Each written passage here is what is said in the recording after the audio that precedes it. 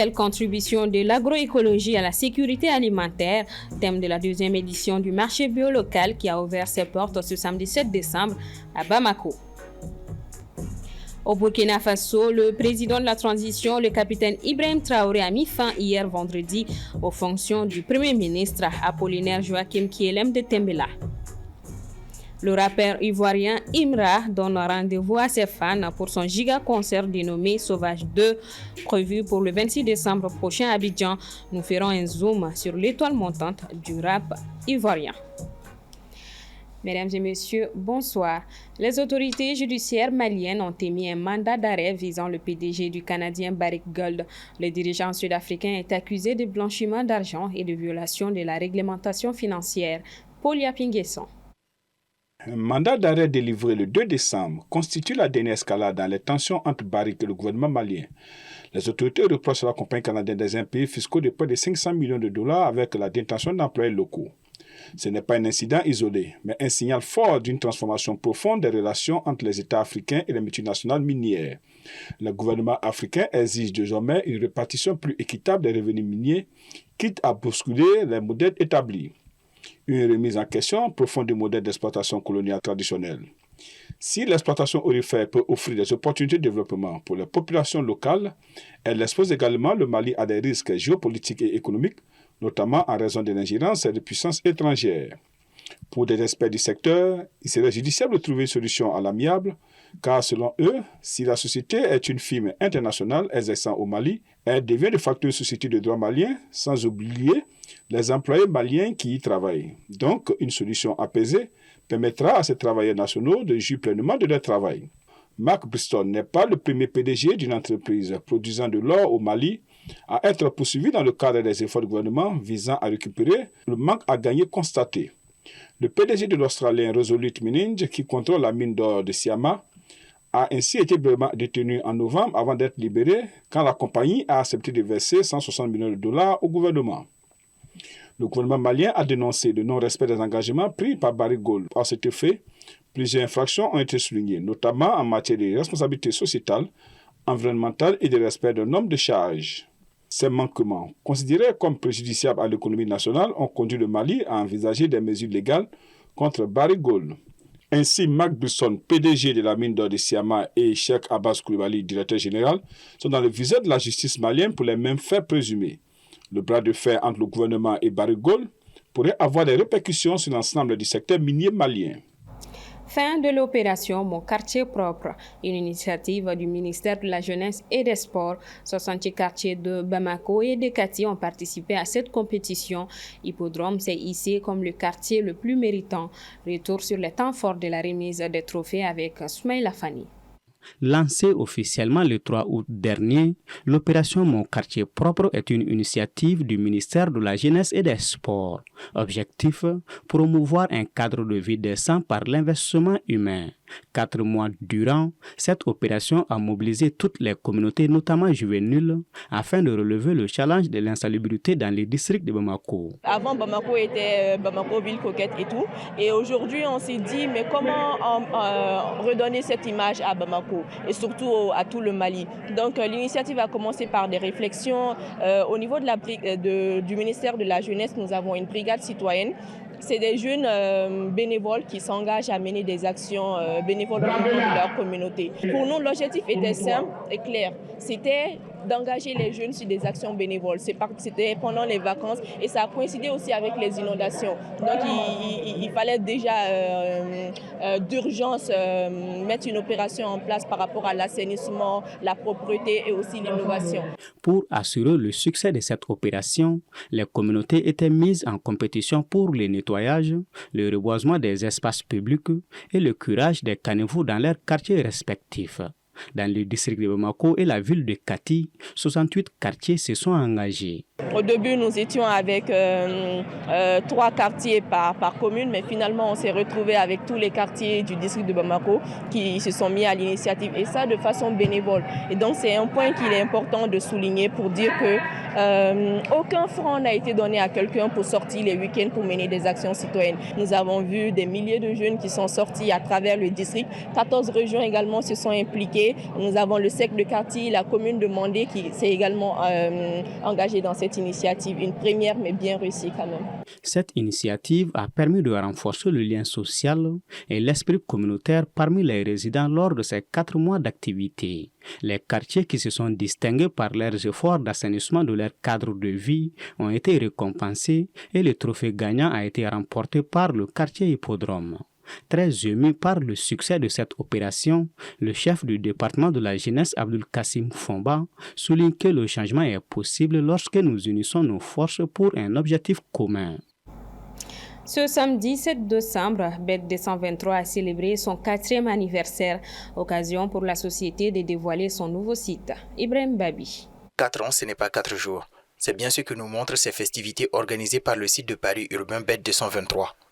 Lors de cet événement, BET 223 a dévoilé les nouvelles fonctionnalités de son site de Paris, visant à offrir une expérience utilisateur améliorée et plus intuitive. Les mises à jour incluent une interface utilisateur repensée, de nouvelles options de paris et des outils de gestion de compte améliorés.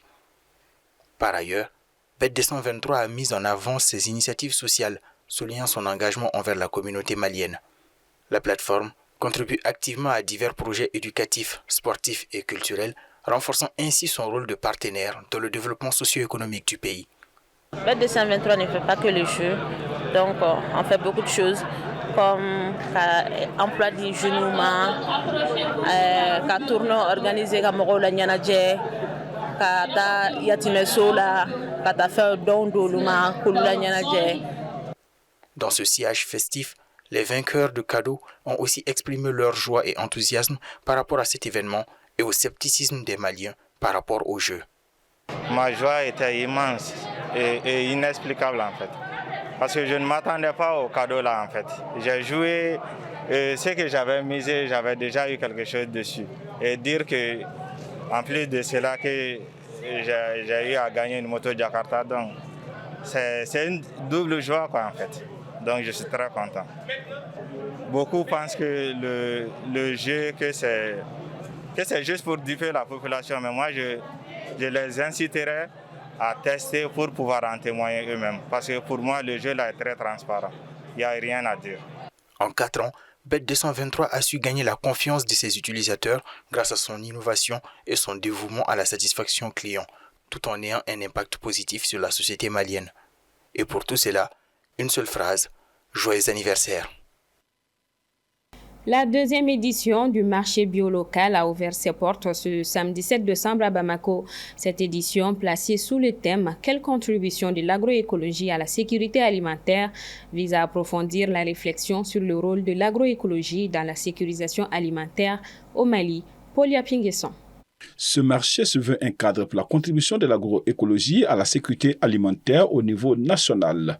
L'objectif est de mettre en lumière les solutions concrètes offertes par l'agroécologie pour renforcer la sécurité alimentaire des populations locales. Renforcer la disponibilité des produits biologiques au Mali et qu'en fait les gens puissent avoir la disponibilité des produits biologiques dans les différents marchés.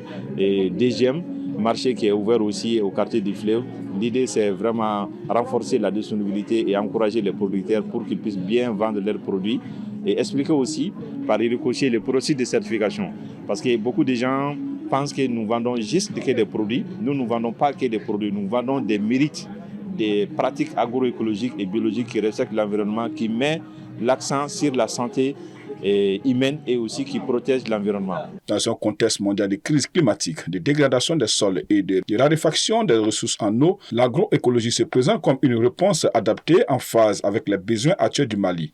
Pour les acteurs de l'agroécologie, il faut repenser notre mode alimentaire afin de préserver sa santé. Mieux consommer, c'est mieux vivre. Donc pour mieux vivre, il faut faire le meilleur choix. En choisissant l'agroécologie, vraiment, je crois que tu fais le meilleur choix. Les produits agroécologiques sont des produits 100% bio, 100% agroécologiques. Ça joue un rôle important sur la santé et l'environnement. Promouvoir l'agroécologie se révèle comme une solution pérenne pour l'agriculture nationale et une contribution majeure à la sécurité alimentaire des pays africains. Selon une étude qui a été réalisée à Abidjan, plus de 90% des produits que nous mangeons contiennent des pesticides à un taux très élevé. Alors, vu tout cela, si l'on veut vivre et bien vivre, l'agroécologie s'impose à tous. Ce n'est pas une alternative. Aujourd'hui, ce n'est pas un choix, je dirais, ça s'impose. Les acteurs locaux de souligner que l'agroécologie se veut un modèle agricole résilient face aux crises actuelles. La deuxième édition du marché bio-local s'annonce ainsi comme un moment clé pour renforcer la coopération autour de l'agroécologie et dessiner le contour d'une agriculture plus durable et résiliente au Mali. Au Burkina Faso, le président de la transition, le capitaine Ibrahim Traoré, a mis fin vendredi soir aux fonctions du Premier ministre et dissout son gouvernement sans évoquer des raisons. Smaïla Fani pour les détails. En poste depuis octobre 2022, après la prise du pouvoir par le capitaine Ibrahim Traoré le 30 septembre, Apollinaire Joachim Kyliam de Tambela est démis de ses fonctions de Premier ministre du Burkina Faso. Hier vendredi soir, le décret présidentiel a été lu à la télévision nationale du Faso par le secrétaire général du gouvernement. Le président du Faso, chef de l'État, vu la Constitution, vu la charte de la transition du 14 octobre 2022 et son modificatif du 25 mai 2024, décrète. Article 1. Il est mis fin aux fonctions du Premier ministre. Article 2. Le gouvernement est dissous. Article 3. Les membres du gouvernement dissous expédient les affaires courantes jusqu'à la formation du nouveau gouvernement. Le désormais ex-premier ministre Apollinaire Joachim, qui a dirigé 3 gouvernements successifs, est avocat au barreau du Burkina Faso et directeur du Centre de recherche internationale et stratégique. Il est auteur de plusieurs œuvres de référence, notamment Thomas Sankara et la révolution au Burkina Faso, une expérience de développement auto-centré. Pour l'heure, aucune précision n'a été fournie sur les raisons de cette décision de limogeage. Cependant, selon certains journaux du Faso, depuis plusieurs semaines, des rumeurs faisaient écho d'une telle éventualité. Il annonce même la probable nomination de l'un des 2 ministres d'État du gouvernement dissous, en l'occurrence le ministre de la fonction publique Bazoilma Bazié ou le porte-parole du gouvernement Emmanuel Ouedraogo au poste de Premier ministre. Au sein de la Confédération de l'AES, c'est la 2e fois en moins d'un mois qu'un Premier ministre est évincé. Au Mali, le président de la transition, le général d'armée Assimi Goïta, a aussi mis fin au gouvernement dirigé par Choguel Kogala Maïga le 20 novembre dernier et nommé le général de division Abdoulaye Maïga à la primature. Au Ghana, en pleine effervescence pour l'élection présidentielle ce samedi, l'ancien président John Dramani Mahama du Congrès démocratique national doit faire face au successeur désigné du président sortant Nana Akufo-Addo, le docteur Mahamadou Bawumia du nouveau parti patriotique au pouvoir. Plus de 18 millions de Ghanéens inscrits devraient se rendre aux urnes ce samedi 7 décembre pour élire un nouveau gouvernement et 275 parlementaires, bien que 12 candidats soient en lice pour la présidence, y compris des candidats indépendants. La véritable compétition se joue entre l'ex-président Mahama, un ancien professeur du lycée et parlementaire de 66 ans, et le docteur Bawumia, qui a travaillé comme économiste à la Banque centrale du Ghana avant d'en devenir le gouverneur adjoint en 2006. Direction le Sénégal, où le président de l'Assemblée nationale a annoncé hier la radiation du maire de Dakar, Barthélémy Diaz, de son poste de député en raison d'une condamnation définitive par la justice. Tête de liste de la coalition Samsa Kadou lors des élections législatives du 17 novembre, l'opposant a été frappé par les conséquences de sa condamnation confirmée par la Cour suprême dans l'affaire du meurtre du Nervin Diaka Diouf en 2011 pour coup mortel, suivant un extrait de la déclaration du président de l'Assemblée nationale. Mes chers collègues, je voudrais aussi porter à votre connaissance, sur demande du ministre de la Justice, garde des Sceaux, en application des dispositions de l'article 61 de la Constitution, dernier alinéa, et de l'article 51 de notre règlement intérieur, dernier alinéa, le bureau de l'Assemblée nationale réuni le jeudi 5 décembre 2024 a procédé à la radiation de Barthélémy Diaz. Un mot de musique pour refermer ce journal. Le phénomène actuel du rap en Côte d'Ivoire porte un nom, Imra, surnommé le GT1X par ses fans fidèles, il a été couronné meilleur artiste rap ivoire lors du premier de 2024 en novembre dernier à Toumani Koulibaly.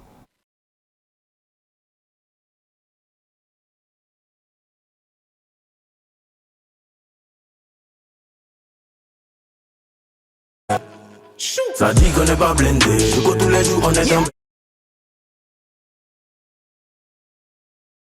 Imra incarne une révolution musicale avec des sons uniques qui bouleversent les codes et heurtent parfois les sensibilités.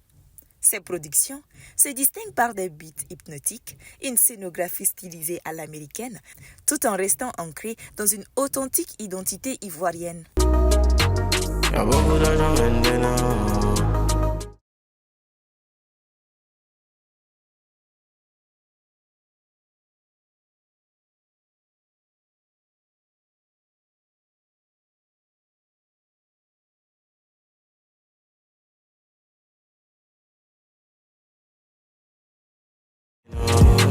Sa voix versatile passe avec aisance d'un début nonchalant à un flow rageur selon le rythme et l'émotion qu'il souhaite transmettre.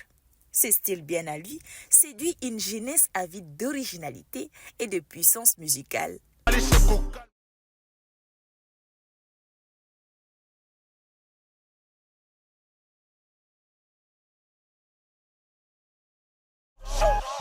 Cependant, une question demeure.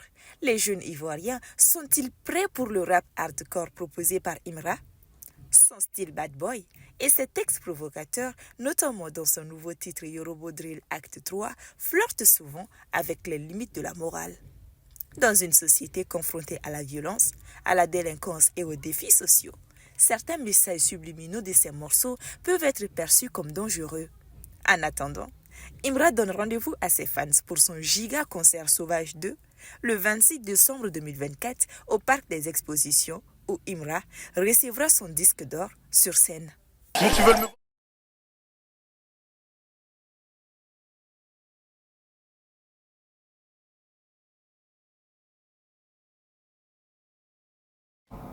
C'est sur cette note musicale que se referme ce 1945. Merci à vous de l'avoir suivi.